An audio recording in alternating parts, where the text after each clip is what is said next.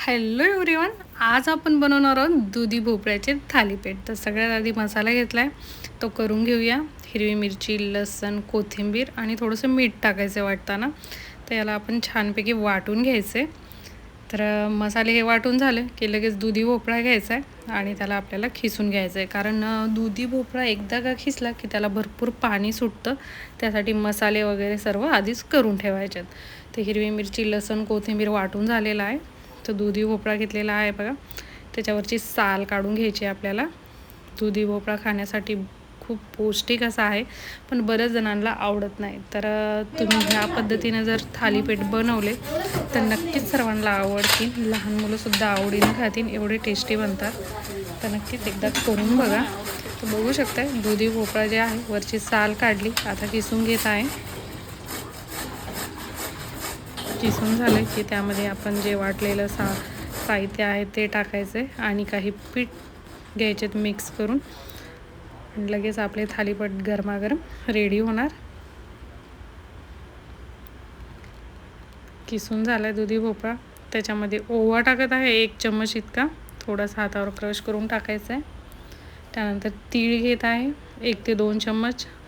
मीठ थोडंच टाका, कारण आपण वाटणमध्ये पण मीठ टाकलेलं आहे. थोडीशी हळद घेतली आहे आणि 1 वाटी बेसन पीठ घेत आहे आणि 1 वाटी गव्हाचं पीठ. दोघांचं प्रमाण सम ठेवायचं आहे.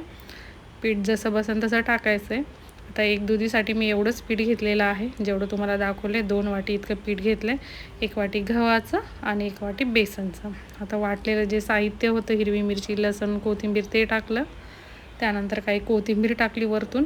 हवा असेल तर तुम्ही याच्यात कांदा पण ॲड करू शकता किंवा दुसरे व्हेजिटेबल.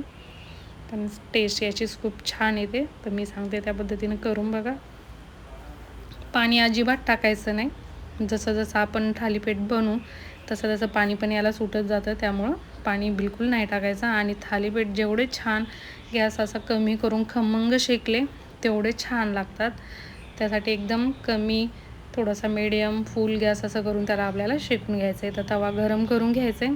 तूप किंवा तेल या बटर घेऊन तव्याला सर्व लावून घ्यायचे आणि त्यानंतर थालीपीठ आपण डायरेक्ट तव्यावरच करणार आहोत.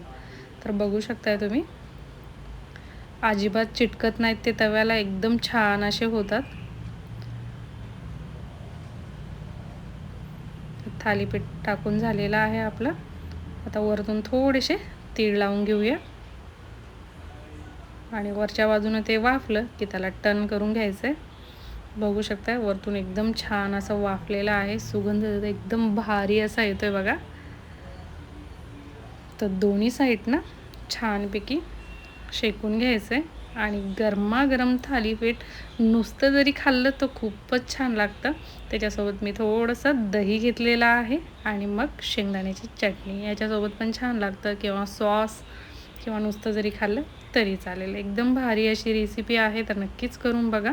आणि रेसिपी जर आवडली तर लाईक करा, शेअर करा आणि चॅनलवर जर नवीन असाल तर सबस्क्राईब करा. तर माझा पूर्ण व्हिडिओ बघितल्याबद्दल थँक्यू.